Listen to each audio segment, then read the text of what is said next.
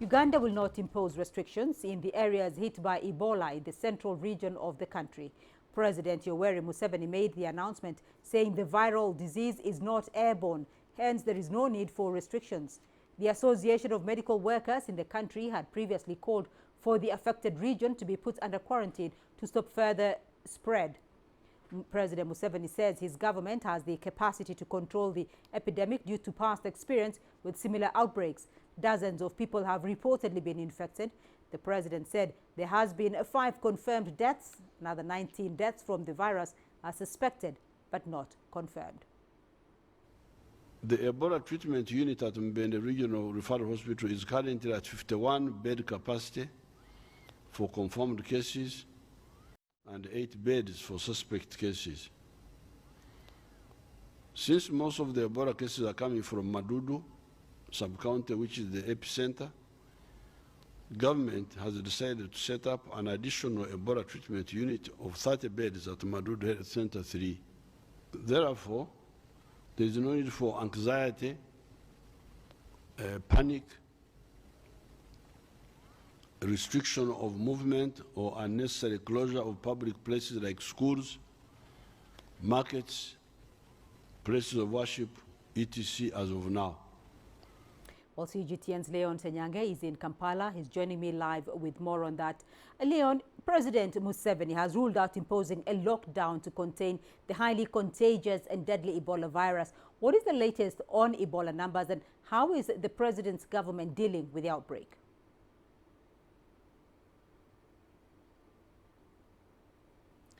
Well, the latest from the Ministry of Health is that there are 31 confirmed cases, and now these are cases majorly from the epicenter, which is Mubende in the central part of the country, a neighboring district of Kasanda and Chegegwa.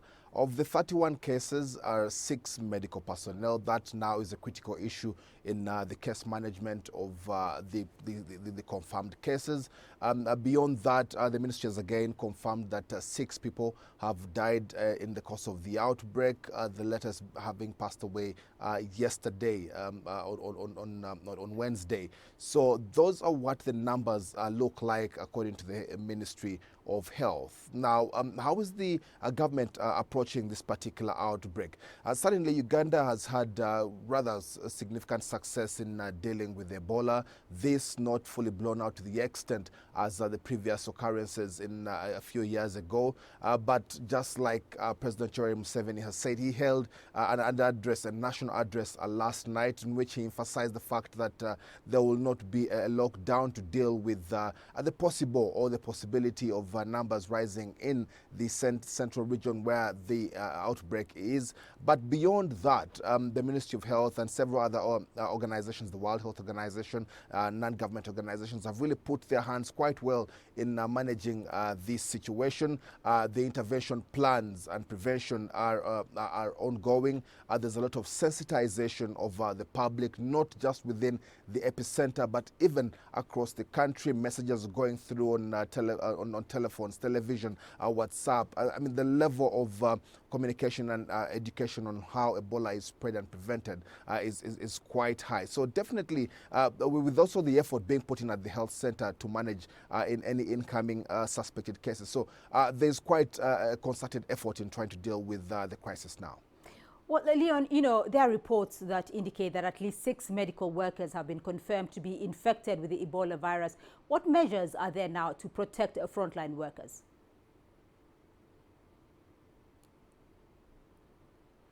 True, 6 medical workers have been infected with Ebola. 1 is in critical condition, I have been told by the ministry. What efforts are being done to protect the medical workers? In the initial stages, it was definitely difficult given the fact that at the area in which this outbreak started, the many considered it as a strange illness. So those that confronted the suspected cases in the beginning may have contracted the disease, but that can only be confirmed confirmed later on. However, the absence of personal protection equipment in the beginning may have put some in harm's way. The National Medical Stores, which is in charge of logistics, has confirmed that they have provided just enough PPEs to deal with the situations at the referral hospital. That, of course, means that the medical personnel who deal with the patients on a daily basis have to be entirely protected. Now, that is where the transmission should possibly be prevented for the medical personnel, and it is one that the Ministry of Health and the hospitals are entirely emphasizing.